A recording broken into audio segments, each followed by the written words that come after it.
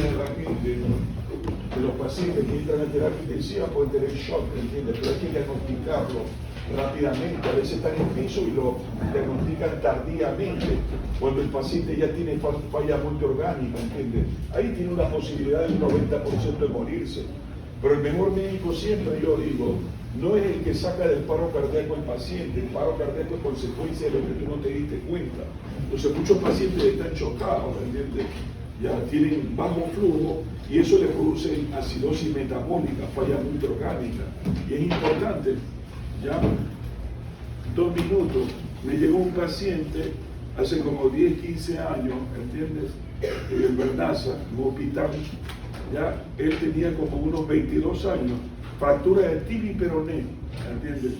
80, 85 de sistólica, no a mí, sino a otro traumatólogo. Pues muchos de ustedes van a ser traumatólogos y ustedes siempre dicen, no, eso no me interesa. Me interesa todo, el ser humano es uno solo. Entonces, 8 de la mañana, 8 de la noche yo lo vi a otro paciente, y ese paciente lo vi con 85 de sistólica, ¿entiendes? Y bueno, lo está viendo un traumatólogo, otro médico, yo no tengo que meterme ahí, ¿entiendes? ¿Y qué pasa? Que al otro día yo vi que el cardiólogo fue a verlo. ¿Por qué? Porque el paciente seguía con 80 sistólica y no mejoraba.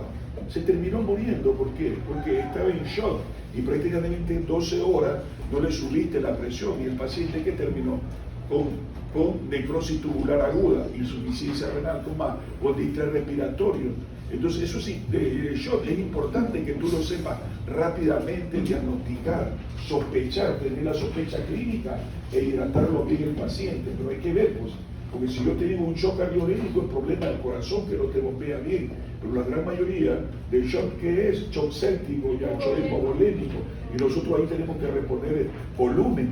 Entonces, pero ustedes se quedan contentos porque ponen catecolamina, noradrenalina y todo y ya está. Te largas a dormir 110-70 con la noradrenalina cuando le falta el volumen. Entonces vas al otro día, el paciente está anúrico y cuando le mandas el volumen viene tu otro compañero que es más pila que tú, que estudió más. ¿Qué pasa? Le manda el líquido y ya no puede, ya tiene necrosis tubular aguda. Le hace edema agudo el pulmón, el que tú vas, lo respirarlo y terminamos. Entonces eso es importante tú de estar atento. Entonces, ¿qué te dice? Yo dice, condición en la cual el transporte sanguíneo de oxígeno es insuficiente para satisfacer la demanda metabólica celular. Esto es importante que tú lo entiendas, ¿entiendes? No es solamente porque tener 90 de sistólica baja, ¿no? La presión capilar, la presión media, la presión arterial media menos de 65, menos de 70, ¿no? Sino que esto te produce que un bajo gasto cardíaco. Acuérdate que yo te he dicho que el gasto cardíaco, ¿por qué está? Por la frecuencia y el volumen. Entonces, cuando el paciente está hipotenso, ¿pero qué pasa? El corazón, ¿qué hace? Ya lleva sangre a los tejidos, ¿no? ¿Para qué lleva sangre a los tejidos? Para llevar oxígeno y qué más, nutrientes, ¿entiendes? Pero el oxígeno no es muy importante. Entonces, cuando tú tienes un bajo gasto cardíaco, no te llega oxígeno a los tejidos.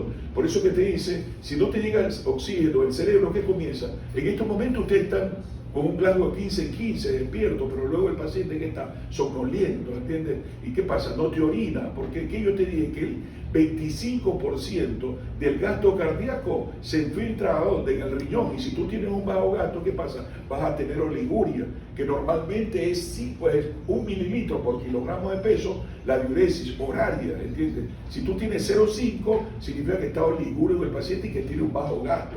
Busquémosle por qué el bajo gasto, que es importante. Entonces, esto es importante que tú lo entiendas. Shock es que es una condición en la cual el transporte sanguíneo de oxígeno es insuficiente para satisfacer las demandas metabólicas celulares. Síndrome clínico, o sea, la clínica, lo que tú ves, hipotensión menos de 90-40, presión arterial media menos de 60, manifestación oliguria, confusión mental. ¿Qué te dice? Piel pálida, fría y caso llenado capilar. Eso te produce que el bajo gasto. Entonces, pero ese bajo gasto, ya sea por diferentes tipos de shock, que ya lo vamos a ver, yo tengo que estar atento, ¿entiendes? Pero ¿qué significa? Que si tiene un bajo gasto, ¿qué va a pasar? va a haber poca cantidad de oxígeno que vaya a los tejidos y eso le produce que en la mitocondria no llegue ese oxígeno y cada célula comienza a destruirse, ¿entiendes? Entonces eso te produce ¿qué? Lactato alto, te produce ¿qué? Acidosis metabólica, te produce ¿qué? Oliguria, ¿entiendes? Y luego te produce ¿qué? Falla multiorgánica. Cuando yo te digo falla multiorgánica, por eso tú tienes que saber qué yo te estoy diciendo. A nivel renal, la uricreatinina se eleva, ¿entiendes? A nivel de los tiempos de coagulación, se prolonga el tiempo de protrombina. A nivel del pulmón, ¿qué pasa? Hay hipoxemia, ¿entiendes? La PAFI disminuye, ¿entiendes?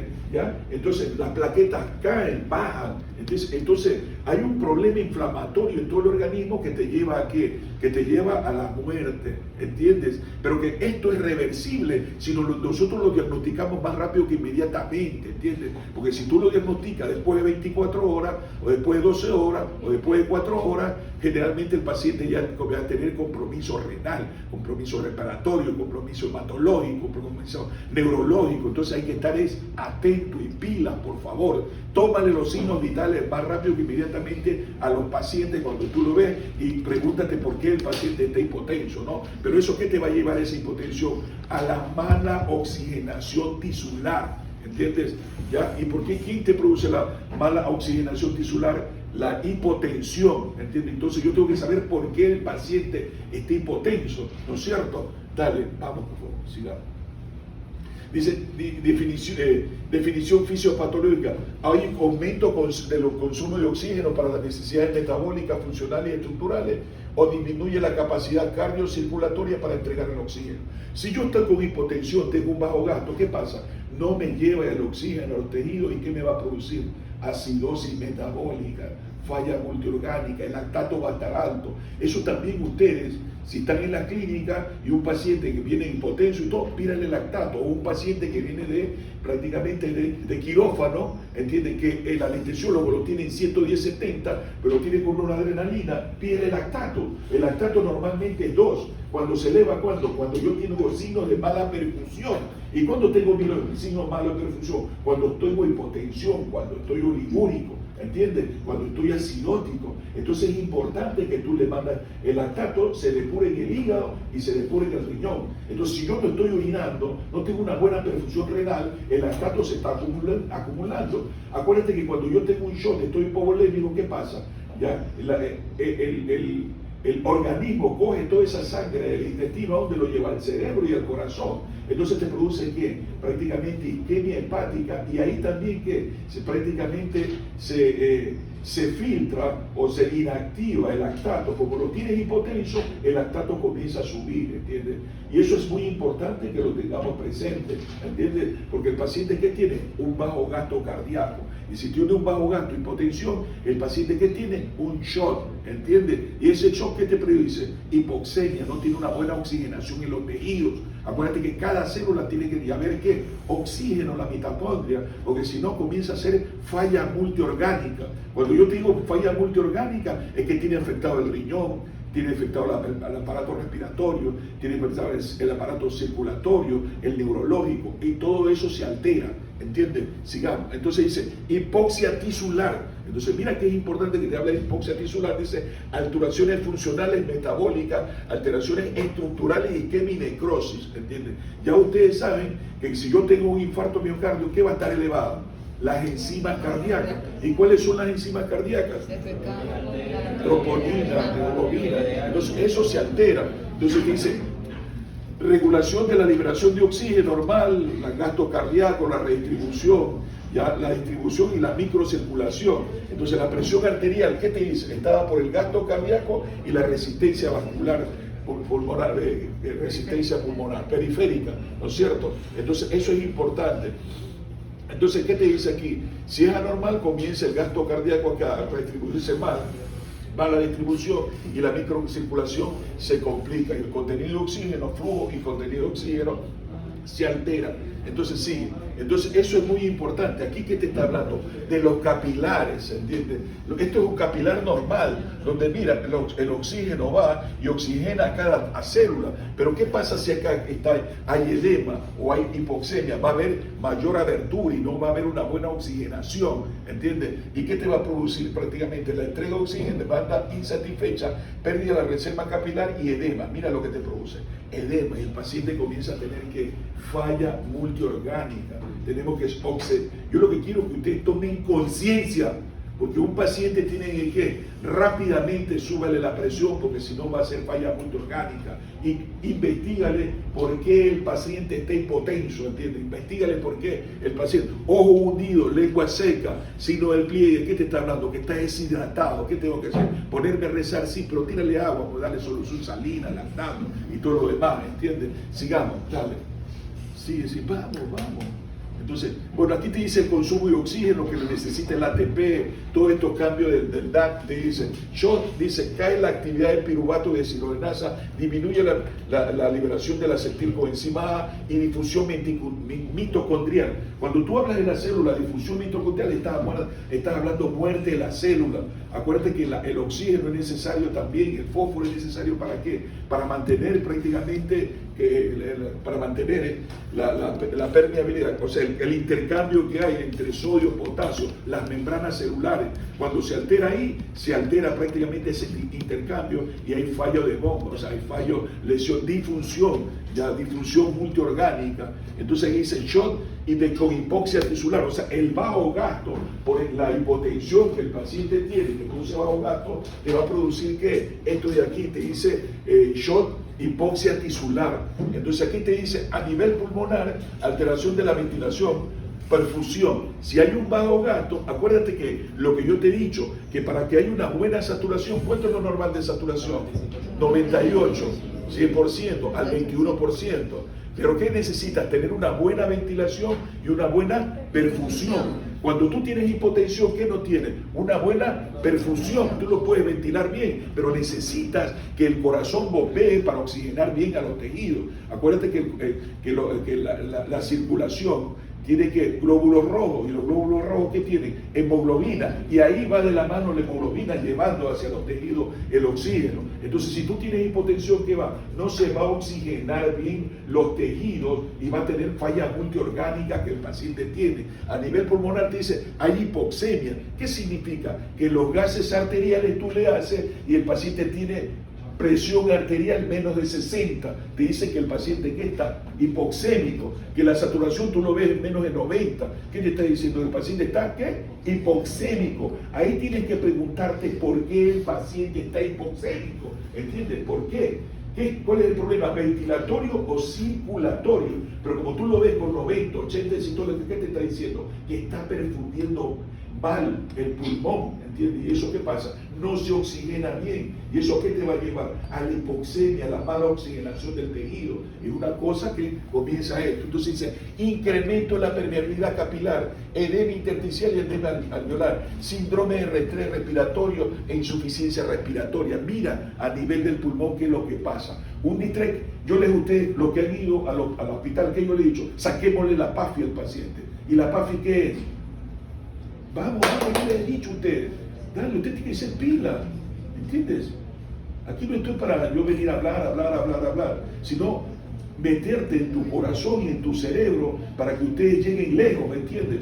Que yo les he dicho que ustedes los médicos que van a ser, ¿qué son? Ángeles de Dios, y un ángel de Dios tiene que llenarse de ¿qué? De conocimiento para ayudar a las demás personas. Si no tienen conocimiento es una carga para Dios, ¿entiendes? Y yo te he explicado, ¿cómo tú sacas la PAFI?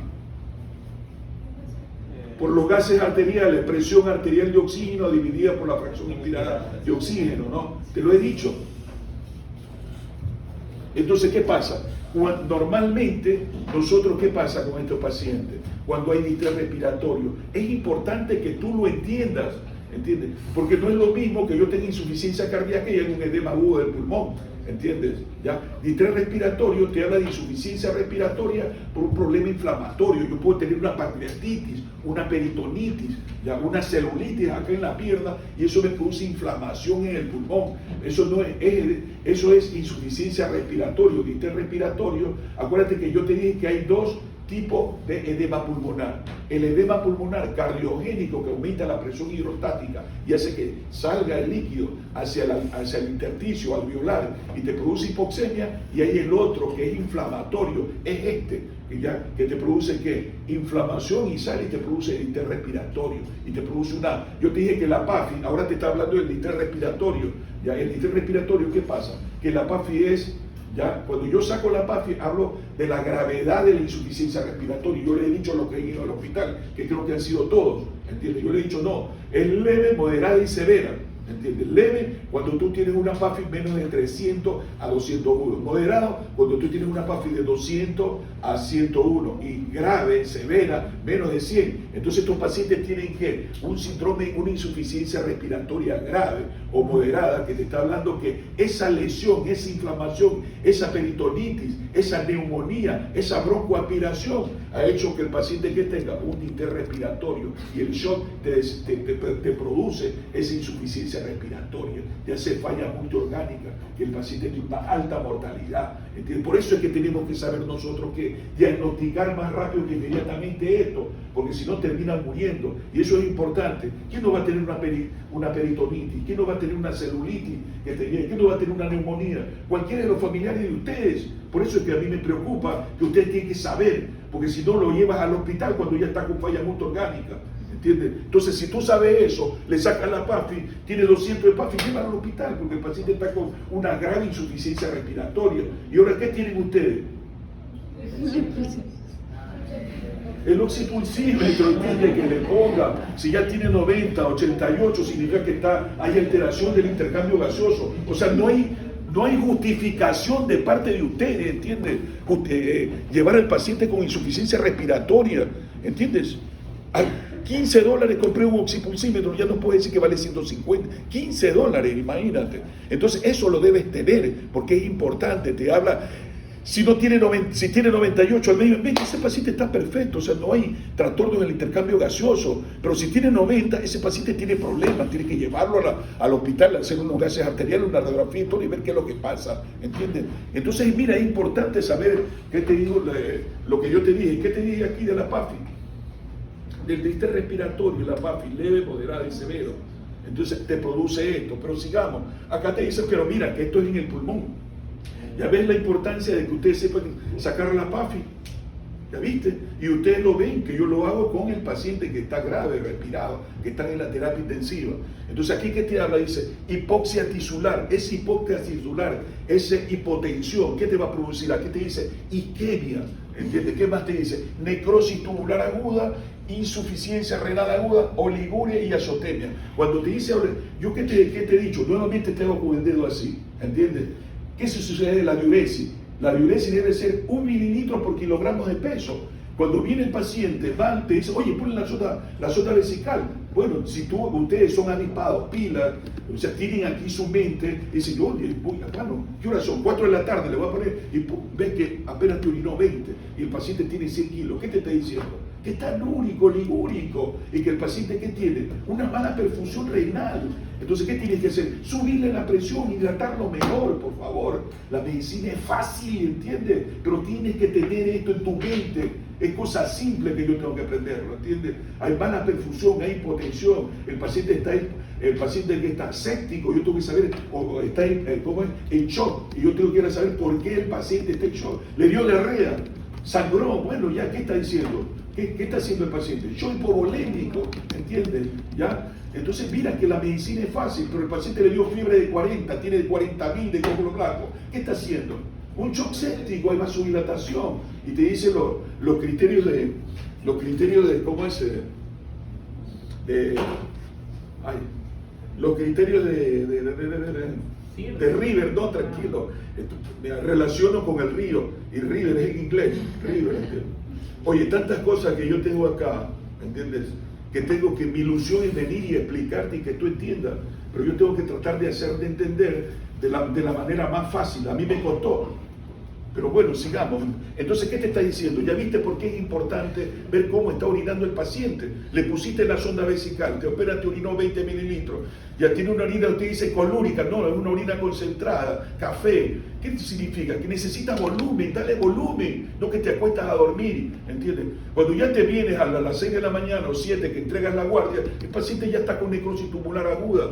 40% de mortalidad, cuando tú lo pudiste mejorar al paciente, llenar líquido y hacerlo orinar, llenar el espacio intravascular, hacerlo orinar y el paciente mejora. Entonces, ¿qué te habla? De necrosis tubular aguda. ¿Pero por qué? Por la hipoxemia que tiene el paciente, por el hipoflujo, o está hipotenso, no se oxigenó. Y las células tubulares, ¿qué pasa? El epitelio tubular ya se descama y te produce, esa célula queda ahí y te produce que estés anúrico, ¿entiendes? ¿Y qué tiene que hacerle? Hemodiálisis, hidratarlo bien, ¿entiendes? Siempre es hidratar al paciente, por favor, sigamos. Aquí te dice encefalopatía o neuropatía. Si tiene un bajo gasto acá, ¿qué pasa? El paciente no va a estar pensando como ustedes están pensando, ¿entiendes? O sea, no tiene un gasto de 15, puede tener 14, 12, somnoliento, estuporoso, ¿entiendes? ¿Qué te está diciendo?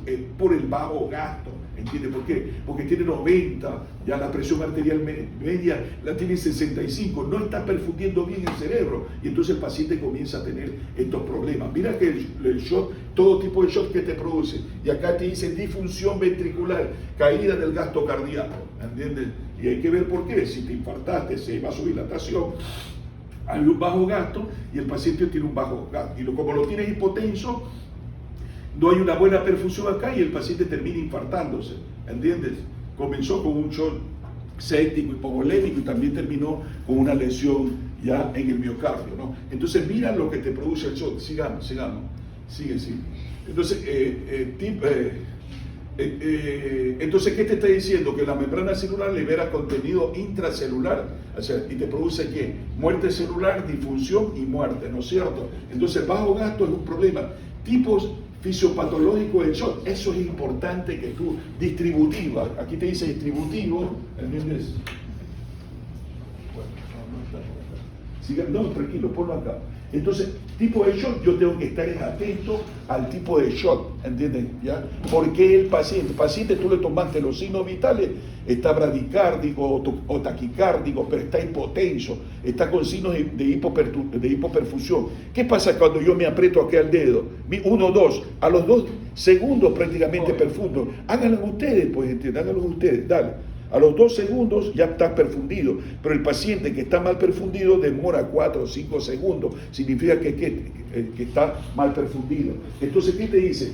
Tipo fisiopatológico del shock, hipovolémico, puede ser hemorrágico o no hemorrágico, vómito, diarrea, entiende que el paciente tiene, a sudoración profusa, séptico, ¿qué? Ese paciente que tiene una infección, ¿entiendes? Puede ser una neumonía, puede tener una peritonitis y te produce vasodilatación. Eso es importante que tú lo entiendas, que produce vasodilatación. Por eso el River te dice, no, ese paciente que te viene ahí, tienes que darle 30 mililitros por kilogramo de peso. Si va el doctor Zurita, se supone que tienes que darle por lo menos 3 litros en menos de una hora, hidratarlo a ese paciente. Si no te sube la presión, ¿qué significa? ¿Ya? Que el paciente probablemente ya necesite noradrenalina, pero siempre yo tengo que estar atento a qué, a la diuresis y a la presión. Tiene que tenerlo con más de 70 de presión arterial media, ¿entiendes? Acá te habla de shock anafiláctico. ¿Cuál es?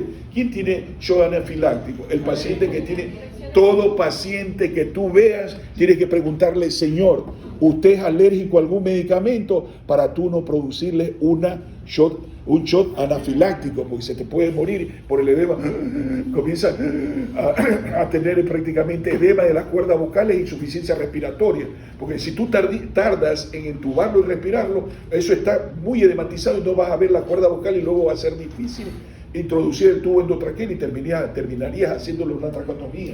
Entonces, shock anafiláctico, shock neurogénico, esos pacientes que, ¿qué pasa? Que hay lesión cervical, ¿entiendes? Acuérdate que ahí va el nervio simpático y parasimpático, y el simpático, ¿qué pasa? Te produce vasoconstricción. Si yo tengo, aquí está, siempre a todo paciente que alce la mano, alce el pie, mueva, oye, perfecto, si alza las dos manos, alza el pie, no hay lesión cervical. Pero si no puede, ¿qué significa? Que hay lesión cervical. ¿Y eso qué significa? Que el sistema simpático no va a producir vasoconstricción y va a hacer vasodilatación, y el paciente va a estar hipotenso por la vasodilatación. Entonces ese es el shock neurogénico que te dice el paciente, ¿entiendes? ¿Qué tenemos que hacer? Llenar el espacio intravascular, darle volumen y un vasoconstrictor, un simpático mimético, adrenalina, noradrenalina, dopamina, ¿no es cierto? Shock obstructivo, ¿qué es?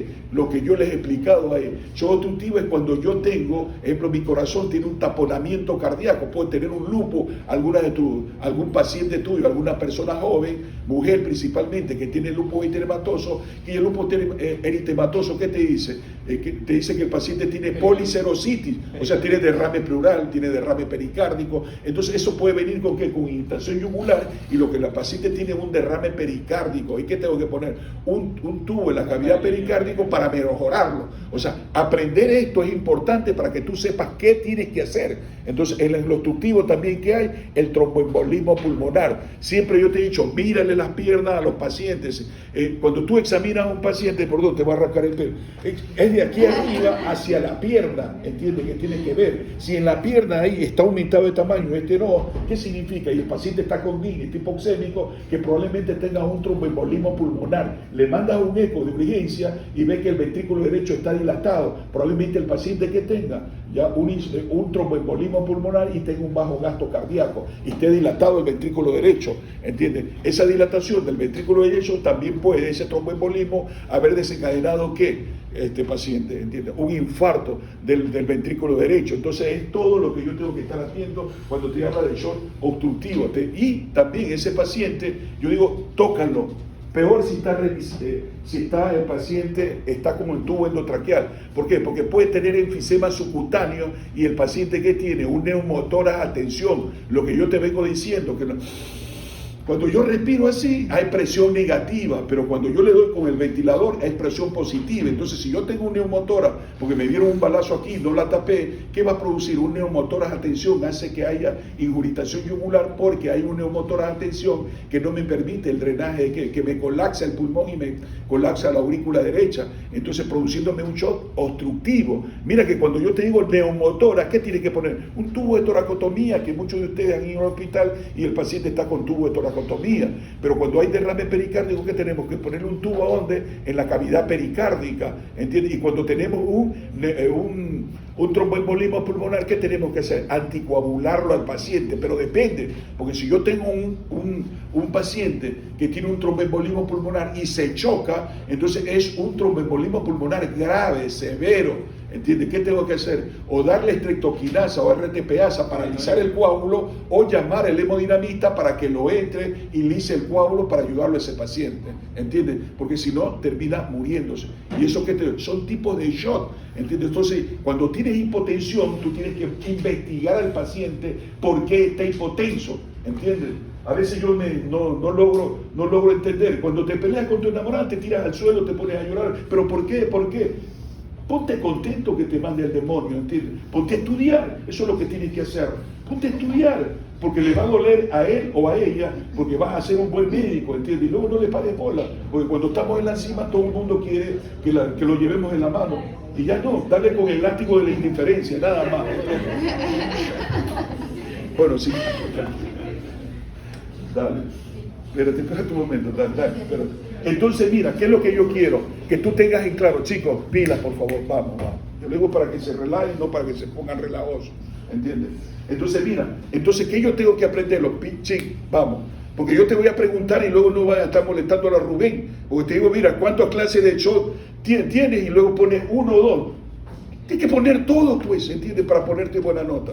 Entonces, por favor, pila, hipovolémico, secto, anafiláctico, neurogénico. Pero ¿qué es lo que te dice aquí? Séptico, distributivo, que la resistencia vascular sistémica está que disminuida, ¿entiendes? Eso es importante porque ya podemos, la resistencia vascular sistémica ya la podemos medir, ¿ya? Con la parte hemodinámica que se hace en terapia intensiva. Entonces, distributivo entra, séptico, anafiláctico, neurogénico. Y obstructivo, ¿quién entra? ¿Qué más? ¿Qué más? Me diste edema pulmonar, hecho cardiogénico, eso. ¿Qué más? Ya vieron, ustedes están que no tienen que estar atentos. Yo obstructivo, yo te digo que es tromboembolismo pulmonar, taponamiento cardíaco y neumotoras a tensión. ¿Entiendes? Mira que es importante, porque yo voy directamente, ese paciente, ¿qué tiene? Ya, ¿qué pasó? O sea, yo tengo que estar atento. No, mira, es una paciente lúpica y todo. O sea, yo tengo que pensar eso, ¿entiendes? Y cardiogénico, ¿qué pasa? El infarto de miocardio. Cardiogénico, yo te dije que 3 cosas. El dolor, ¿qué te dije más? Las enzimas y el electrocardiograma. Supongo que ya saben elevación del ST infra el nivel, que te está hablando de infarto, inversión de DAT o DAQ, que ya te habla de infarto. Entonces, es importante que esto, la medicina es fácil. Si tú esto lo tienes en tu cabeza, esto y aquí, vas a diagnosticar bien. Si no lo tienes, te pones a bostezar y todo, y estás jugando con tu compañero, marchaste. Porque hasta tu mamá puede tener cualquiera de estos y no darte cuenta, o tu abuelo, shock séptico, porque tiene hipertrofia prostática, no te ha orinado, le pones la sonda después, porque está somnoliento, estuporoso, y luego le sale medio litro de pus. Ahí, ¿qué tiene el paciente hipotónico? Shock séptico a partir de un foco urinario. Entonces, si yo me aprendo esto, voy a entender todas las causas de hipotensión que el paciente puede tener. ¿Entiendes? ¿Qué te dice? Distributivo, que el paciente está vasodilatado, tiene hipotensión. Séptico, anafiláctico, neurogénico. ¿Qué tiene que darle a ese paciente? Llenar el espacio intravascular y producir un vasoconstrictor. ¿Entiendes? Sigamos. Entonces, eso es importante porque te dice la PVC, el gasto cardíaco, la resistencia vascular periférica y la saturación venosa de oxígeno. Eso es importante. Entonces, ¿por qué es importante? Ya te digo. Y entonces, ¿qué pasa en terapia intensiva? Nosotros te dice cardiogénico, PVC aumentado, o sea que va a tener ingurgitación yugular el paciente, ¿entiendes? ¿Por qué? Porque el corazón no puede bombear esa sangre, tiene un infarto de miocardio, no puede bombear, ¿y qué pasa? Todo se va hacia atrás, y luego tú tienes que ingurgitación yugular, hepatomegalia, ¿entiendes? No soporta el decúbito, está congestivo, entonces dice PVC elevada, gasto cardíaco disminuido, pues no puede. ¿Cuánto es el normal del gasto cardíaco en un minuto? De 4.000 a 6.000, ¿entiendes? ¿Ya? Entonces es importante. La resistencia vascular sistémica está prácticamente aumentada o disminuida, ¿ya? Generalmente está aumentada porque te produce vasoconstricción, ¿no es cierto? Y la saturación venosa está disminuida. Hipovolémico, ¿qué tal? La PVC no va a estar elevada porque le falta volumen a ese paciente, ha sangrado, ¿entiendes? O ha tenido prácticamente 500 de glicemia, ha estado orinando 3 días consecutivos, deshidratando por diuresis osmótica. Entonces, ¿qué te dice? Hipovolémico, la PVC está disminuido, el gasto cardíaco está disminuido y la resistencia vascular sistémica está aumentada y la saturación está disminuida. Séptico, ¿qué pasa? La PVC disminuida, acuérdate que te produce vasodilatación y el gasto cardíaco puede estar aumentado o disminuido, la resistencia puede estar normal o disminuida y la saturación venosa puede estar normal o disminuida. Anafiláctico, eso es importante, ¿entiendes? ¿Qué te dice? La PVC está disminuida, estaba con vasodilatado del paciente y el gasto cardíaco está disminuido también, pero la resistencia vascular también está disminuido porque te produce ¿qué? Acuérdate, la histamina, ¿qué te produce? Aumento de la permeabilidad capilar, hace vasodilatación y hace que tenga permeabilidad capilar y que tenga edema ese paciente. Por eso tú le ves pápulas al paciente y que se rasca y todo, ¿no es cierto? Y la saturación venosa está disminuida. Y en el shock neurogénico te está hablando cuando hay lesión neurogénico, parapléjico que el paciente tiene. Tú tienes que estar atento a esto, ¿entiendes? El neurogénico también puede ser cuando tú le pones, le haces una anestesia raquídea y te bloquea y eso te produce hipotensión. Entonces yo tengo que estar muy atento a esto, pero en este caso estaba hablando de lesiones neurológicas que el paciente tiene, ¿ya? Por accidente de tránsito. ¿Qué te dice? La PVC está baja, está vasodilatada, el gasto cardíaco está bajo, la resistencia vascular periférica está disminuida y la saturación venosa está disminuida. Pero se supone que debe tener ¿qué? Una lesión neurológica. Alza el brazo, señor, no lo puede. Hace el otro, no lo puede. Y comienza a tener ¿qué? Insuficiencia respiratoria, ¿ya? Entonces, pH bajo, el PCO2 elevado, no tiene una buena mecánica ventilatoria. Por eso cuando van al hospital yo te digo, no me mires a mí, yo sé que soy bonito, a mí me interesa que tú veas el paciente, porque un paciente que tiene insuficiencia ventilatoria está panseando. Entonces si tú lo ves aquí, si tú aprendes allá lo que tú lo veas, me interesa a ti, y tú lo ves este paciente está mal, rápido lleva a la terapia intensiva, a la emergencia. Si no te quedas ahí con la boca abierta y termina el paciente en paro cardíaco, sálvalo tú, pues si tú debiste diagnosticarlo tempranamente, ¿entiendes? Por eso es que yo le digo, no me miren a mí, mira al paciente. Me interesa que estás ahí, el paciente está panseando, está taquineico, ¿entiendes? Entonces, ese ojo clínico, eso es lo que se llama ojo clínico, que tú dices, no, este paciente está respirando mal. ¿Qué le vas a hacer? Unos gases arteriales, ¿no es cierto? Le ves un pH 7, ¿qué más? ¿No es cierto? La PAFI también, le vas a encontrar 100, ¿qué te dice? Está estresado, tiene acidosis metabólica, la PCO2 está en 60, tú también estás reteniendo PCO2. La medicina es fácil, ¿entiendes? Pero es cuestión de que nosotros estemos pilas, sigamos. Entonces dice insuficiencia suprarrenal. Mira que la insuficiencia suprarrenal es importante. En antes, ¿qué pasa? En antes tú le dabas corticoides a los pacientes con traumatismo cráneoencefálico, hubo una estadística y había mayor mortalidad. Los corticoides, ¿qué te producen? Hiperglicemia. Los corticoides, ¿qué te producen? Inmunosupresión. ¿Entiendes? Los corticoides, ¿qué te producen? Osteoporosis. Entonces hay muchos problemas, pero hay un grupo de pacientes que sí se lo da, como los pacientes que tienen artritis reumatoidea, los pacientes que tienen lupus, los pacientes que tienen miastenia grave, y a los pacientes que quieren hacer un trasplante renal o hepático, le dan corticoides para bajar ya ese rechazo, ¿entiendes? El sistema inmunológico. Y eso es importante que tú lo tengas presente, ¿entiendes? ¿Por qué? Bueno, te está hablando de la insuficiencia hiposuprarrenal, o sea, no está produciendo corticoides. Los corticoides son necesarios, los corticoides que nosotros, para tener mayor sensibilidad a las catecolaminas y mantenerte con una presión. Ya. Exactamente, que te aumenta, muy bien. Entonces mira, que insuficiencia suprarrenal, disminuido la PVC, el gasto cardíaco disminuido, la resistencia vascular periférica disminuido y la saturación venosa. Mira que es importante esto de acá. ¿Qué pasa? ¿Entiendes? Cuando tenemos un paciente séptico, ¿entiendes? ¿Qué pasa? Nosotros, ¿qué yo te digo? Que River, ¿ya? Este médico norteamericano te dice, oye, cuando te viene un paciente hipotenso y tú sospechas, SIR, ¿qué es el SIR? Síndrome de respuesta inflamatoria sistémica. Ya, eso te lo voy a poner, así que si apenas pones uno, no te tiras al suelo que te pongo 0, en pocas palabras, que tienes que aprender, ¿entiendes? SIR, ¿qué es el SIR? Síndrome de respuesta inflamatoria sistémica, ¿entiendes? ¿Qué significa? Que tú tienes más de 38 de temperatura, el paciente se supone, ¿no? Menos de 36 de temperatura, que tienes más de 12.000 de glóbulos blancos, que el paciente tiene más de 20 de frecuencia respiratoria y tiene más de 90 de frecuencia cardíaca. ¿Qué está haciendo el paciente? Está haciendo prácticamente, está inflamado, está haciendo un shock séptico probablemente, ¿ya? Entonces eso te habla de que tienes que estar muy atento con estos pacientes. Entonces, ¿qué pasa? Me viene ese paciente, viene hipotenso y yo le mando 1 litro de suero fisiológico, otro litro y sigue hipotenso, le mando otro litro, ya le pongo noradrenalina después del tercer litro, pero esto lo hago en menos de un cuarto de hora. No hay una buena, le mando noradrenalina y tampoco sigue con 80-40, o ya tiene falla multiorgánica o la sepsis me está produciendo que tenga insuficiencia suprarrenal. No me interesa la suprarrenal, por eso la catecolamina no está actual. Ahí yo pongo hidrocortisona 50 cada 8 horas o 100 miligramos cada 8 horas.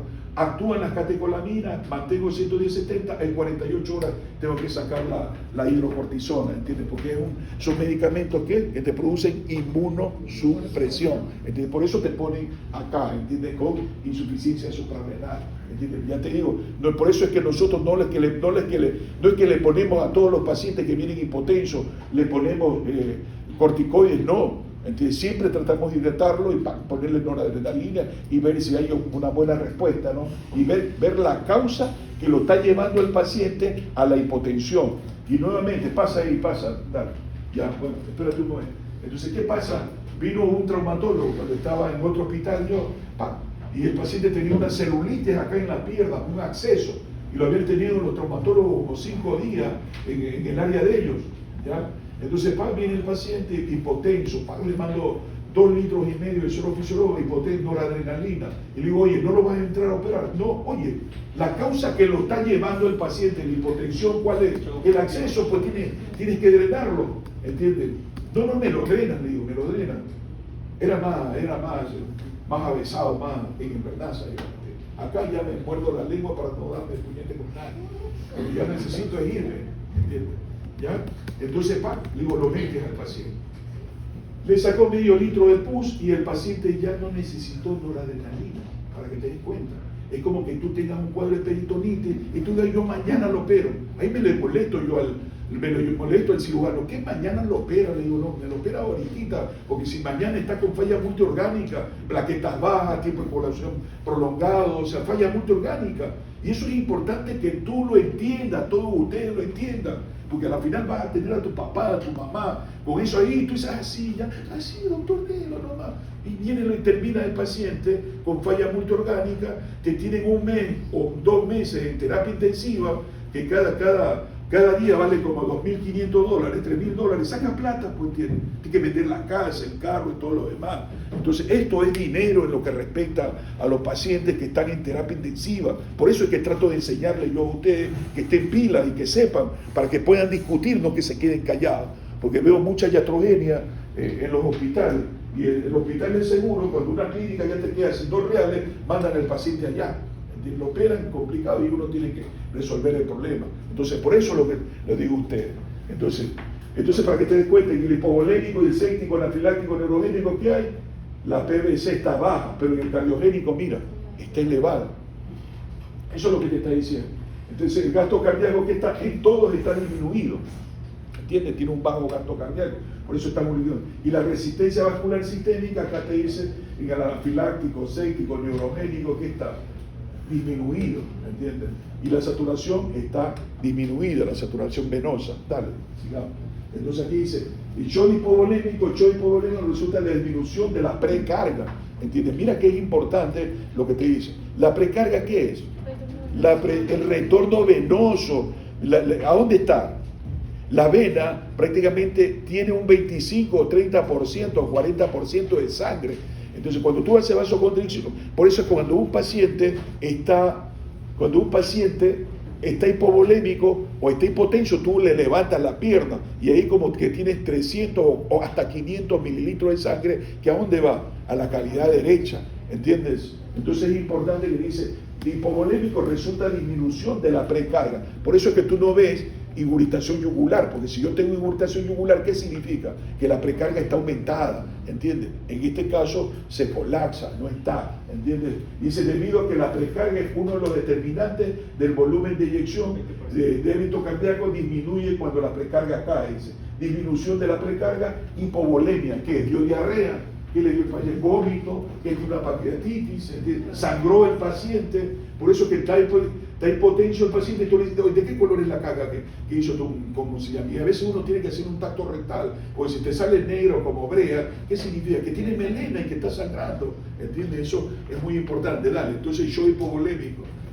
Shock hipovolémico puede ser adicionalmente dividido en 2 grandes categorías basadas en la etiología: la pérdida de líquido y el hemorrágico. Por eso es importante que tú sepas, ¿entiendes? Si yo estoy hemorrágico, ¿cómo va a estar el hematócrito cuando tú me hagas? En 30, ¿no? Va a estar bajo el hematócrito, hemoglobina en 10. Por eso es que tienes que saber los valores normales. Si no sabes los valores normales, vas a tener el papel ahí, sí, está todo bien, cuando el paciente está en malas condiciones. Entonces, los valores normales, ustedes tienen que aprendérselo sí o sí, ¿entiendes? Porque es la única forma de yo entender qué es lo que le está pasando a mi paciente que está chocado. Porque te viene con una hemoglobina de 4 y tú dices que está bien, si no sabes que esa nota es de 14 a 16. Te está diciendo que perdió más del 60, 80% de la sangre. Por eso está hipovolémico, ¿no es cierto? Dale, sigamos. Mira, y te habla, ejemplo, la diarrea. Ustedes no vivieron la época del cólera. En el cólera, a mí me podría dar ejemplo en este momento, ¿qué horas son? 7 de la noche. ¿Entiendes? Me da diarrea, a las 9 de la noche yo estaba chocado, cianótico, hipotenso, ligúrico. O sea, una diarrea que le daba a los pacientes por cólera. Claro, ¿entiendes? Entonces eso te producía pero mucha gente, bueno, fue una epidemia que hubo de cólera, ¿no es cierto? Pero sigamos, dale. Entonces, shock hipovolémico, pérdida de líquido, causas más comunes, la diarrea. Los niños, ¿entienden? Los niños, por favor. El niño que el 70% es agua, ¿entiendes? Cuando tiene diarrea, el niño pierde y se muere. Hay una alta mortalidad en toda Latinoamérica y en África por la diarrea en los niños, ¿entiendes? Los parásitos, todo esto de diarrea. Entonces, pilas, por favor. Ustedes que van a ser madre y padre, a veces el pediatra te dice, no le dé de tomar líquido al paciente, pero al niño. pero te lo dice que no le des en 1 hora, 2 horas, pero ya a la hora tú tienes que ya comenzar a ver si tolera líquido y comenzar a tomar el paciente. Pero tú lo tomas muy a pecho y no le das 48 horas o 24 horas. Termina muriéndose por el niño si tú no le has puesto una vía periférica, ¿entiendes? Eso tiene que tenerlo bien en claro. Y cuidado, ustedes van a decir, no me gusta pediatría, porque si no van a matar prácticamente a los niños que van a ver en la rural. Usted tiene que aprender pediatría sí o sí para hidratar bien a los pacientes, porque los niños se mueren por diarrea, ¿entiendes? ¿Por qué se mueren? Por la falla multiorgánica y por la oliguria que tienen. No, que no me gustan los niños. Entonces no te cases, porque cuando tienes un hijo tienes que darle todo, tienes que aprender, ¿entiendes? Y eso debes aprender, más vale, para ponerlo en práctica a tus hijos, con tus hijos, ¿entiendes? Entonces mucho yo lo escucho chicos que dicen, no, a mí no me gusta la pediatría, y que no van a tener hijos. Tienes que saber, porque es la única forma de ayudar al médico y salvarlo, ¿entiendes? Por favor, ¿entiendes? Eso no, espero que ustedes no escucharan, es que no me gusta la pediatría, pues se te muere por la diarrea, vómito, el golpe de calor, diuresis, osmótica. Ese golpe de calor yo tengo que estar atento. Acuérdate que siempre cuento esto, cuando yo era estudiante, así como ustedes, yo paraba en el Seguro Social, habían los guardiamarinas, los que iban a ser tenientes de la Marina, ¿ya? Pasaron al segundo año, acuérdate que la gran mayoría que se mete a la Marina, no estoy ofendiendo a su papá ni nada, ya son serranos, porque los costeños no nos gusta que nos manden, ¿entiendes? Y estos chicos eran de Quito, entonces salieron y la gran mayoría de Quito se fueron a Quito, pero no hicieron ejercicio, ¿ya? Y luego vinieron en enero, ¿no? Luego vinieron a fines de enero y los sacan a las 12 del día a trotar con el sol que está haciendo. Terminaron los pacientes con necrosis tubular aguda, ¿ya? Muriéndose algunos, ¿entiendes? ¿Por qué? Porque te produce radiomiolisis, esa insolación, el golpe de calor. Entonces, en ese aspecto te digo, tienes que tener cuidado. Es como que a un niño lo deje en la playa, se quema todo, ¿entiendes? Entonces, tienes que tener mucho cuidado en la insolación. Diuresis osmótica, la diuresis osmótica, ¿qué yo te he dicho? ¿Ya? Los diabéticos hacen diuresis osmótica. ¿Hasta cuánto es la cantidad de glucosa que absorbe el túbulo? 180, o sea, si tiene 300, ¿qué sucede? Que el paciente va a estar deshidratado. O sea, cuando tú le hagas un hemoglucoteo a un paciente, ¿ya? Y te salga 300, automáticamente tu cerebro tiene que decir el paciente ha estado deshidratado. ¿Por qué? Porque ha estado haciendo diuresis osmótica. Ojo hundido, lengua seca, signo del pliegue, ¿entiendes? Y él te puede estar orinando nuevamente 1000 y todo, pero está ¿por qué? Por diuresis osmótica. Tienes que bajarle la glicemia a menos de 180 para que el paciente de esa poliuria no lo deshidrate. Mira que cuando yo hablo de cetoacidosis diabética, que voy a hablar con ustedes, dice que hay un déficit de 4 a 8 litros de ese paciente. Mira, ya de suero fisiológico que hay que reponerlo. ¿Entiendes? Entonces es muy importante, por eso es que este paciente puede venir con ¿qué? Con hipotensión, pero bueno, sigamos. Quemadura e insuficiencia suprarrenal, ¿entiendes? La insuficiencia suprarrenal te da hiponatremia y te da hipercalemia.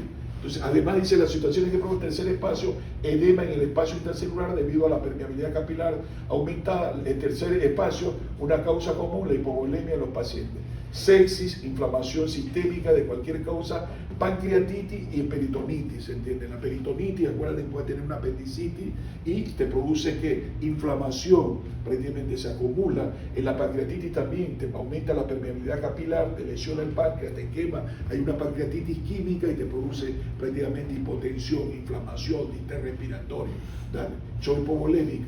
Dicen que el shock hemorrágico, el trauma, la causa más común de hemorragia. Mira, esto es verdad. Acuérdate que nosotros tenemos, yo en el área donde estoy tengo 13 pacientes. Por toda la terapia, es terapia A, B, C, yo estoy en la A, ¿ya? D. Hay como 32 pacientes. Mira, esta semana prácticamente tuve 4 pacientes que le habían pegado balazos en el abdomen y tenían shock hipovolémico y también problemas respiratorios porque el pulmón se le afectó. Entonces eso es importante, reponerle el volumen al paciente, porque si no, ninguno de los 4 me hizo necrosis tubular aguda. ¿Por qué? Porque le repuse el volumen, hijo, ¿entiendes? Sí nos hizo la señora una señora que le iba a hacerle cortar el pelo al hijo y una balacera y le pegaron un balazo en el abdomen. Está mejor, esa paciente hizo necrosis tubular aguda, ya le he hecho traqueotomía y tiene como 3 semanas en terapia intensiva, pero se va a salvar. ¿Cómo no creen en Dios? Nosotros no, es Él el que dice, esta se va al cielo conmigo, lo voy a dejar para ver qué pasa. Entonces, mira, el shock hemorrágico, ¿no? Entonces es importante. El trauma es la causa más común del shock hemorrágico. Accidente de tránsito, que es importante. La causa menos común incluye sangramiento gastrointestinal, hemorragia digestiva, sangramiento postoperatorio. Eso es importante que tú veas, ¿entiendes? ¿Por qué? Porque los pacientes que se lo operan, muchos de estos pacientes le dejan drenaje. Es importante que tú veas qué está saliendo en ese drenaje. Si es sangre roja rutilante que forma coágulos, el paciente tiene que entrar a operar nuevamente porque le han dejado alguna vena y no lo ligaron bien y está sangrando, ¿entiendes? Entonces tiene que reponer, intervenir. Si el otro paciente le hicieron una rafia en el colon o intestino delgado y luego tú ves que por el drenaje sale material intestinal, que te abierto la anastomosis, eso es peritonitis y nuevamente tienen que intervenirlo quirúrgicamente, porque un paciente puede tener sangrado pero también puede estar séptico por el embalazo del abdomen que se le fue llevando prácticamente el colon, se perforó el colon y ahí hay gran positivo, gran negativo y anaerobio. A veces tenemos las dos cosas, hemorrágico y séptico, ¿entiendes? O anafiláctico y séptico. Entonces aquí te dice postoperatorio después de una crisis de amina falciforme ya en forma de, bueno, eso de acá, dale, sigamos por favor. Entonces te está hablando del shock trauma mayor, causa más común, shock hemorrágico. Otras causas menos comunes, sangramiento gastrointestinal, sangramiento post cirugía y después de la crisis. Mira que Ignacio nos reunieron a todos los médicos, ¿ya? A todos los médicos tratantes de la UCI y habló del Ministerio de Salud y los de la ginecología, ¿entienden? Porque los pacientes, mujeres, tienen shock prácticamente vienen complicados, con desprendimiento prematuro de placenta, ¿entienden? Vienen con shock séptico. Entonces hay una política de gobierno que tiene que averiguar por qué se murió. Y cuando se muere una paciente, ¿entienden? Que tiene en el posparto o intraparto o que está embarazada, prácticamente nos reúnen a todos los médicos y vienen del ministerio con 5 médicos más auditores a ver quién falló, ¿entiendes? Están votando a la gente. Con mucho más razón ustedes entender y aprender esto, ¿entiendes? Entonces, ¿qué pasa? Que hablaban ahí del lactato que tenía que mandarlo, ¿entiendes? Entonces muchos dicen, mira que no hay lactato y todo. Le digo, comenzaba la gente a protestar. Y yo me levanté, le digo, mira, por favor, el lactato tenemos que tenerlo sí o sí, ¿entiendes? ¿Por qué? Porque, digo, los anestesiólogos, no estoy rayando a los anestesiólogos, lo mantienen al paciente con vasoconstrictores con 120-80, pero el paciente que tiene, tiene signos de mala perfusión. Entonces te lo manda al postoperatorio o a la UCI con esa presión, pero con noradrenalina. Tú le mandas lactato, normal es 2, ¿ya? Y el paciente tiene 6. ¿Qué significa para mí? Que el paciente ha estado 6-8 horas con bajo gasto, ha estado mal perfundido. Entonces el lactato que nosotros producimos rápidamente se depura en el riñón y en el hígado. Si lo has tenido hipotenso con noradrenalina así, ¿qué significa? Mal perfundido, que yo a ese paciente tengo que hidratarlo bien, por lo menos darle 2000 mililitros en un par de horas para que comience a orinar y perfundir bien, y que el lactato después de 2 horas le hago, y si estaba en 4 ya va a estar en 3 o en 2, significa que lo estoy perfundiendo mejor, ¿entiendes? O si no, el paciente termina en falla multiorgánica. Cuando un lactato sigue elevado, tiene falla multiorgánica, se te va a morir el paciente. Entonces el lactato también es de pronóstico a nosotros, dice bien. Dale, vamos por favor, sigamos. Cuando el paciente está en shock, principio práctico, todo paciente con sistólica menos de 90 milímetros se debe sospechar que esté en shock hasta que demuestre lo contrario, buscar signos de hipoperfusión. ¿Cuál es el signo de hipoperfusión? Mira, en 2 segundos está perfundido, ¿no? Tú lo ves pálido, ¿entiendes? ¿Qué más? El lactato está alto, te dice que el paciente que está mal perfundido, ¿no es cierto? Entonces, hasta que no se demuestre buscar signos de hipoperfusión, piel fría, sudorosa, oliguria, taquimia. La oliguria, mira que te está hablando de oliguria. ¿Entiendes? Es importante cómo está orinando poco. ¿Qué tengo que reponerle volumen? Dale, vamos. Entonces aquí te está hablando de shock hemorrágico, hipovolémico. Dice clase 1, clase 2, clase 3. ¿Ya? Entonces, ¿qué te dice acá? Que cuando pérdida de sangre, te dice, tiene el paciente clase 1, bueno, dice clase 1, clase 2. Clase 1 cuando hay pérdida de sangre menos de 750. Cuando tú sangras menos de 750, hay vasoconstricción y tú puedes estar aparentemente bien el paciente. Clase 2, cuando has perdido más, hasta 1500 de sangre el paciente. ¿Entiendes? Clase 3, cuando has perdido 1500 a 2000. Clase 4, cuando hay más de 2000. ¿Qué pasa? Pérdida de sangre te dice menos del 15%. ¿Entiendes? Clase 2, del 15 al 30%. Clase 3, del 30 al 40%. Y clase 4, más del 40%. Pulso, aquí te está hablando del pulso. Mira que es importante. Yo que te dije del CIR, no te vayas porque eso es importante, pero no importa, yo te espero. Anda. No, anda. Ponte a estudiar, eso es lo único que te digo. Son cosas clave, ¿entiendes? Porque con los signos vitales ya uno tiene claro muchas cosas, ¿entiendes? Imagínate cuando tengas mi edad, hipertrofia prostática, este mamá tiene que irse cada media hora. Tranquilo. Dale. Entonces mira que es importante. Mira el pulso cómo aumenta cuando hay mayor sangrado, cantidad de sangre. Eso es lo importante que tú trates de entender. Te dice, en clase 1 el paciente tiene menos de 100 de frecuencia cardíaca. En clase 2, que es 1500, el paciente tiene más de 100. Por eso es importante que el CIR, ¿entiendes por qué el CIR es importante? ¿Por qué? Porque te habla de la inflamación, de la sepsis que el paciente da, de la gravedad, ¿entiendes? Por lo menos te hace sospechar, ¿entiendes? ¿Ya? Entonces, Rubén, le ponemos qué es el CIR y en qué consiste el CIR.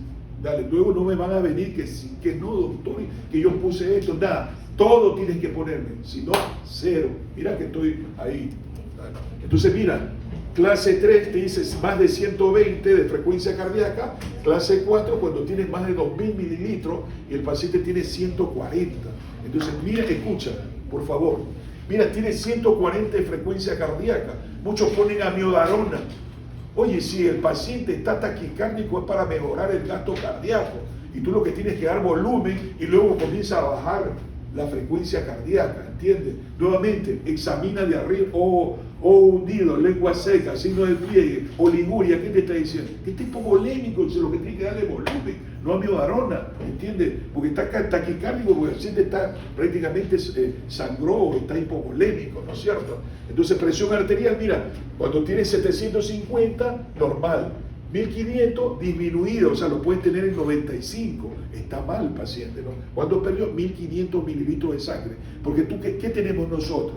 ¿Ya? Los mecanismos de compensación. ¿Y cuáles son los mecanismos de compensación? Adrenalina, noradrenalina, el sistema simpático.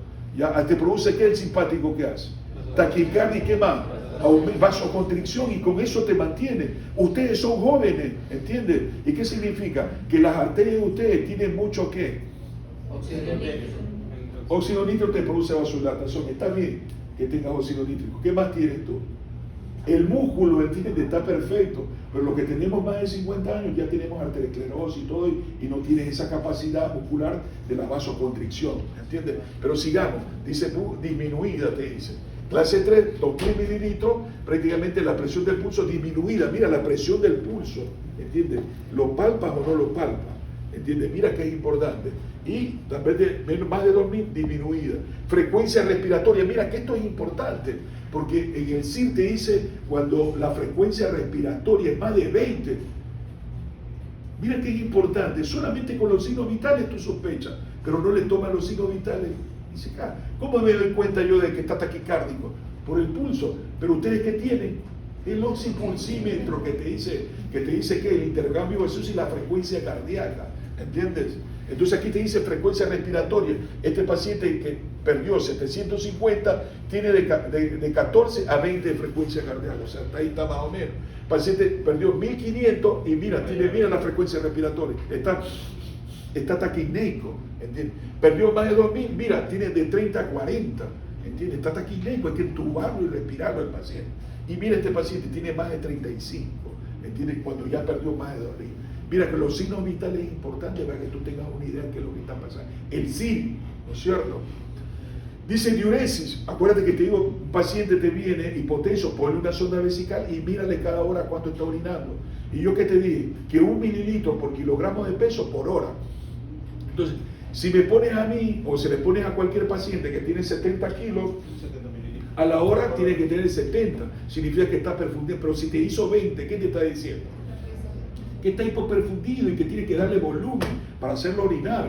Usted dice coluria, ya te he dicho en el hospital, coluria no es una orina concentrada, porque los mecanismos, renina, angiotensina, aldosterona, ADH, ¿entiendes? Están ahí para tratar de subir esa presión, reteniendo líquido, ¿entiendes? Reteniendo sodio, ¿entiendes?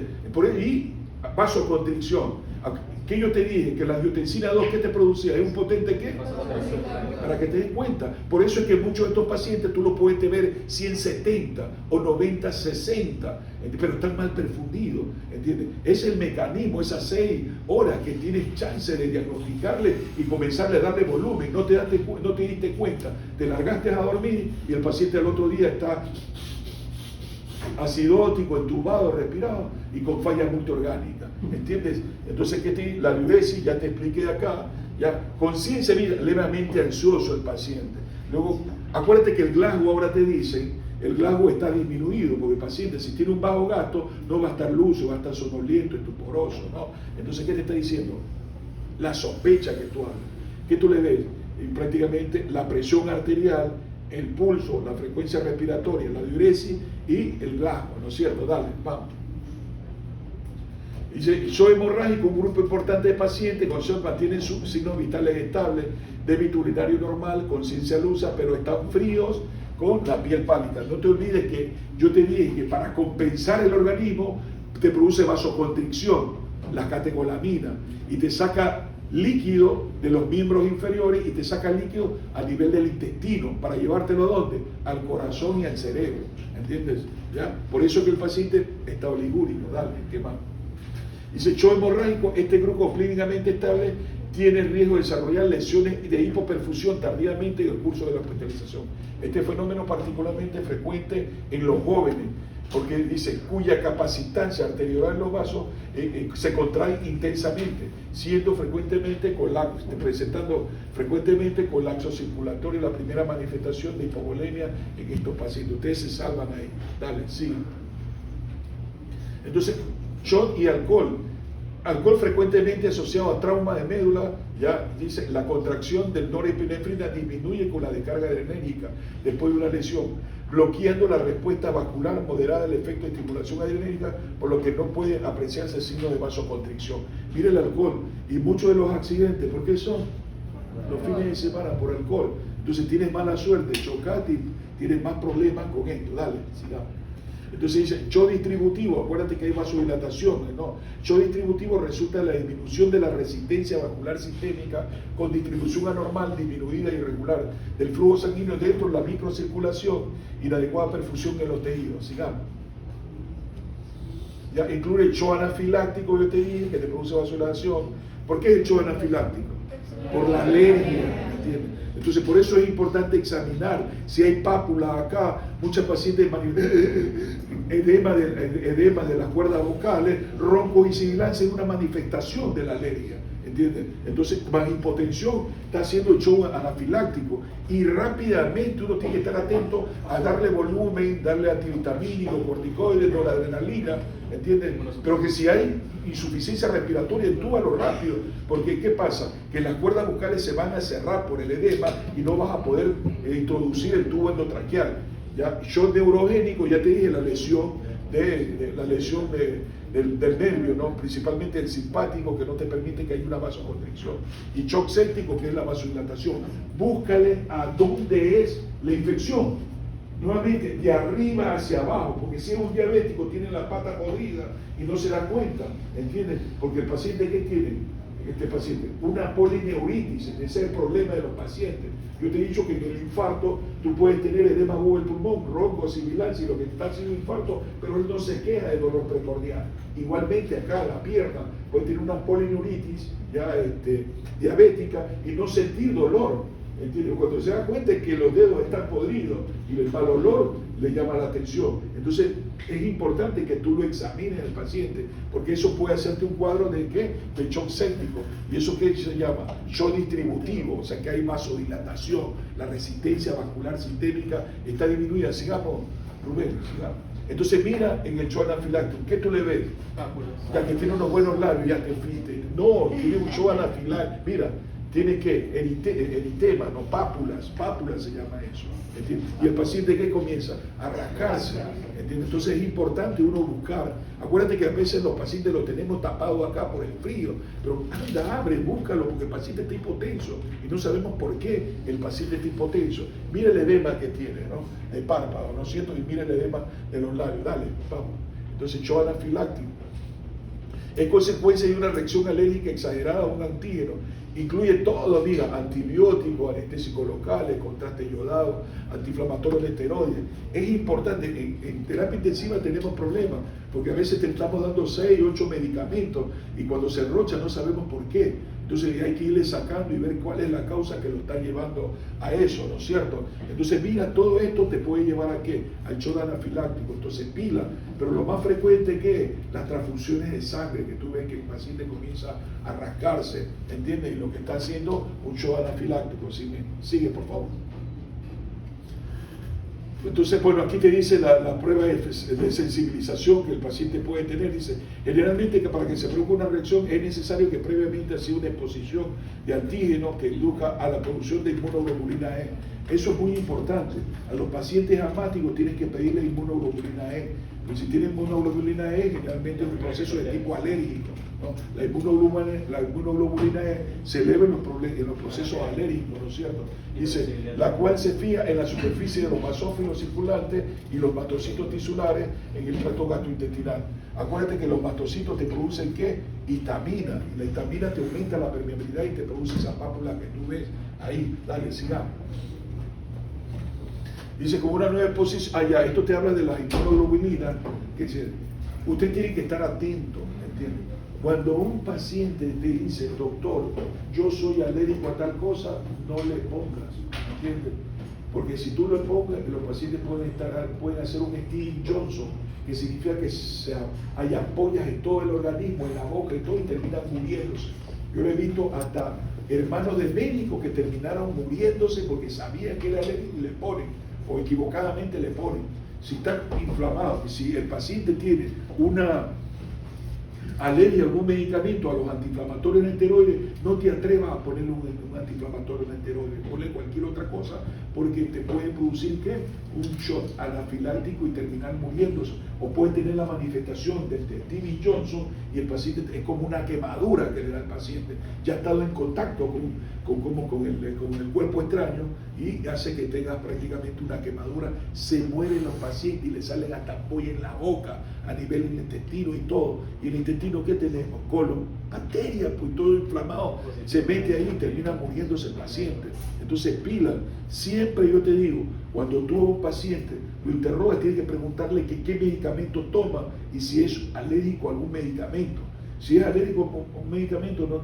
Mira, ¿por qué yo te digo? Mi hija, la que es médica, es alérgica al huevo y a la vitamina C, ¿entiendes? Le hizo una endoscopía y le iban a poner el propofol. El propofol viene del huevo también, o sea, una parte viene ahí. Imagínate si yo le ponía. Ella se enroncha, pero terriblemente, ¿ya? Entonces ella puede, hasta adrenalina anda como en los bolsillos, porque ella le puede dar.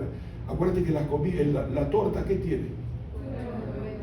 Ya, la otra que hacen también, la ensalada rusa que ponen en la fiesta, ¿qué tiene? Para que te des cuenta. Entonces cuando ella va a una fiesta solamente o te toma agua o una cola, nada más. Y cuando era niña todo el mundo llamaba a Bolívar, no quiere comer nada tuya. Le digo, mira, mejor es que no le des nada. Deja nomás, dale cola y ya, somos felices. Dale, pero para que te des cuenta. Entonces mira, yo estaba preocupado con ella, porque le iba a hacer una endoscopía y comencé a leer, porque la gastroenteróloga me dice, doctor, trágame propofol. Chuta, entonces ahí yo comencé a leerle el propofol. Oye, el huevo gasta triglicéridos. Chuta, le llevé fentanilo, ¿entiendes? Y ya no con propofol, porque podría ser mucho anafiláctico. Entonces es importante que tú leas, ¿entiendes? Pero a mí me interesaba que ella no tenga ningún problema. O sea, como padre de una paciente, de una persona que es alérgica, yo tengo que aprenderme de su enfermedad todo, ¿entiendes? Entonces ahí yo le digo, los anestesiólogos no sabían, ¿entiendes? Y yo le digo a otros, no, si es alérgica al huevo no le puede dar propofol, ¿entiendes? Mira, nosotros le damos propofol a todos los pacientes, a casi todos los pacientes. Pero es importante saber si es alérgico o no es alérgico al algodón, porque si no termina en un shock anafiláctico, hipotensión. Tras que el propofol, niñas, escúchenme, el propofol te produce vasodilatación, el fentanilo te produce vasodilatación. Niños de allá de la ¿cómo se llama? De la galera, ¿cómo se llama? De allá de atrás. Del pabellón chino, atento. Pabellón chino es como te digo, en la penitenciaría donde están los más dañados. Estate atento, hijo, que lo que te estoy diciendo es importante. Por favor, ustedes son muy inteligentes, pero quieren estar en el pabellón chino, ¿ya qué podemos hacer? Dale. Mira, ¿sabes qué es bonito? Medicina, porque siempre te da una oportunidad de ser mejor. ¿Entiendes? Eso es lo bonito de medicina. Por lo menos eso yo lo sentía cuando era estudiante. Y ahora que estoy también, estoy en el hospital también. ¿Entiendes? Así que sigamos. Entonces, ¿qué es lo que te dice? Bueno, aquí te está hablando de los antiinflamatorios, de la histamina, que te dice la histamina, factor activador plaquetario, componente de coagulación, factores de complemento, metabolito del ácido clorhídrico, te está hablando de la lipoxigenasa, o sea, te está hablando de todos estos mediadores para producir el shock anafiláctico que te producen ¿qué? Vasodilatación, hipotensión, ¿no es cierto? Dale, vamos. Bueno, ahí dale, estos mecanismos, dale. Entonces dice, mediadores para provocar, y ahí te dice, alteración de la permeabilidad capilar, entonces te produce ¿qué? Dice, sistémica y pulmonar, por eso que te produce roncos, sibilancia o edema pulmonar. Resultante, edema sistémico y edema pulmonar. ¿Qué te produce? Vasodilatación arteriolar, en realidad hipotensión arterial, ¿entiendes? Y te puede producir isquemia de miocardio, pero esta hipotensión es importante porque te produce vasodilatación y es importante que tú le pongas noradrenalina para producir vasoconstricción y también le mandes líquido, ¿entiendes? Este paciente dice, por lo tanto, la fisiopatología del shock anafiláctico, la alergia, la hipotensión se explica por disminución de la precarga. Entonces, ¿qué tiene que dar? Volumen, ¿no es cierto? Ya, hipovolemia, vasodilatación periférica, ¿qué tiene que dar? Un vasoconstrictor. O sea, mira que entendiendo fisiopatología yo sé que es lo que tengo que hacer. Dice disminución de la resistencia vascular sistémica y disfunción miocárdica por isquemia. Claro, si tú lo tienes hipotenso, el paciente va a terminar con un infarto miocardio. Por eso que tenemos que reponerle, mandarle volumen, vasoconstrictor y mejorar la perfusión. Dale, sigamos. Esa disección con medio de contraste iodado que puede provocar reacción anafilactoide. Acuérdate que tienes que estar atento a los pacientes que tienen que le van a hacer arteriografía y todo. Lo que va a hacer cardiólogo, va a hacer hemodinamista, te usan mucho estos medios de contraste. Entonces te dice estimular los receptores los mastocitos y basófilos sin que previamente hayan sido sensibilizados. Entonces los medios de contraste también te pueden llevar a insuficiencia renal. Síganme. Entonces acá te está hablando causa de las manifestaciones de anafilaxia, todo lo que te diga, antiinflamatorios no esteroides, y acá que te va a decir, mira, angioedema, las pápulas que tú veías, un 56%, urticaria, prurito, 55%, ¿ya? Flushi, la alergia, eso, broncoespasmo, mira, rinitis, vómito, hipotensión y shock. Entonces ya, yo tengo que estar atento con estos cuadros clínicos que el paciente tiene. Y nuevamente, hay disminución de la resistencia vascular periférica, te produce vasodilatación, prácticamente te lleva ¿a qué? A toda una descarga, caída del gasto cardíaco y de la PVC. ¿Vale? Entonces, ¿qué comas el tratamiento? Aquí te habla de epinefrina, de líquido cristalóide que hay que llenar el espacio, un antihistamínico, dimenhidramina, ya, bloqueadores de H2, ya, y hidrocortisona 100 miligramos cada 6 horas. Betadronita si hay broncoespasmo, o sea, vasodilatación, que hace con salbutamol por el broncoespasmo que el paciente tiene. Sigamos. Shock neurogénico, eso también, lesión anatómica del sistema nervioso ya simpático, te dice en D6, entonces acá es importante porque dice disfunción del mismo provocada por fármacos, bloqueo farmacológico simpático. Yo te dije antes que los anestesiólogos cuando te bloquean, te ponen anestesia raquídea, ¿qué te produce? Vasodilatación. Entonces, con mucho más razón para que a ese paciente le pongan líquido. Muchos también están ventilados, ¿entiendes? Muchos pueden estar ventilados también y eso te disminuye el retorno venoso. Como están vasodilatados, tienes que darle volumen, llenar el espacio intravascular y luego el vasoconstricción. No luego, cuando yo te digo luego, es en 5 o 10 minutos. Si no hay una buena respuesta, bueno, más volumen, dale, sigamos. Shock neurogénico. Entonces ahí te dice por qué. La neurona simpática y la médula toracolumbar reciben estímulos del tronco cerebral para mantener el reflejo cardiosimpático y vasoconstrictor. Las catecolaminas, en pocas palabras, que te produce vasoconstrictor. Sí. Entonces aquí te habla del sistema simpático y parasimpático, ¿no? Que te dilata la pupila, ya te produce aumento de la frecuencia cardíaca, el simpático, dilata los bronquios, dilata. La miosis te produce cuando está el parasimpático, la benzodiazepina, exactamente. Entonces estimula las glándulas suprarrenales y disminuye las contracciones intestinales. Entonces mira que hay que saber del sistema simpático y parasimpático que te lo enseñaron en fisiología. Y no me digas que no, porque lo dan todos, dale. Entonces, dice, estímulos del tronco cerebral que atraviesa la médula cervical, torácica alta, para ir al sistema nervioso central, porque después dice cualquier lesión medular. Dale, ¿qué más? ¿Terminó o qué? No. Entonces, patrón hemodinámico y shock neurogénico, gasto cardíaco bajo por la vasodilatación. Y también no hay una buena vasoconstricción. Descarga disminuida produce PVC baja, presión web baja. La presión web es la presión capilar pulmonar. Eso es importante. Generalmente, cuando usted está en las terapias, grandes terapias, y el paciente viene chocado, le ponen antes se usaba el catéter, un catéter para medir la hueso, ¿entiendes? ¿Ya? ¿Y qué pasa? Que normalmente es 12, 14. Si el paciente tiene 16, esa es sobrecarga, ¿ya? O sea, la hueso está elevada. Y lo que tiene que disminuirla, mejorar la fuerza de contracción, disminuir la precarga y la poscarga, porque es un edema pulmonar cardiogénico lo que está haciendo el paciente. Disminución de la resistencia vascular sistémica que estos pacientes tienen. Sigue, dale. Entonces, acá que te está hablando de la lesión, mira, cervical. Todo paciente que tiene un traumatismo cráneoencefálico, un accidente de tránsito, tú tienes que ver cómo está la lesión, cómo está, si el paciente moviliza los brazos, ¿entiendes? Porque cuando hay una lesión acá, ¿qué pasa? Hace esto, no puede, y no puede respirar. ¿Por qué? Porque el diafragma permite que tú tengas una buena ventilación.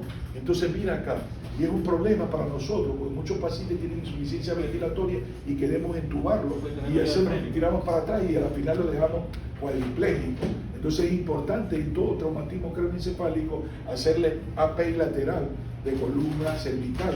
Pero ahora ustedes no se preocupen, en las clínicas, en el hospital, tomografía de cerebro y una vez de cuello, ¿entiendes? Y tórax. Entonces vemos todo ahí. Y si está así la columna, significa que el paciente que tiene una lesión de la médula, ¿entiendes? Está cuadripléjico. Causa lesión de la médula espinal, que ahí tú lo ves, ¿ya? Anestesia regional, drogas, desórdenes neurológicos, hipotensión severa con vasoplejía. Sigamos, dime. ¿Podría desarrollar algún tipo de insuficiencia respiratoria? Porque se daña el frénico y no se contrae bien el... Ese es el fin, hijos. Siempre que te viene eso, gases arteriales. ¿Qué pasa? Esto que es fácil para ti, él no lo puede hacer porque tiene lesionado prácticamente el cervical y el frénico también está paralizado, entonces no puede movilizar. Entonces, ¿qué comienza a hacer? Una respiración superficial. ¿Y qué va a hacer? pH bajo, 7.1, 7.2 y la PCO2 en 50, 60. Eso es causa para que tú lo entubes y lo respires, sino que tienes que tener cuidado. Le haces aquí, el otro te tiene que ayudar para que prácticamente elongue en forma rectal la columna y poder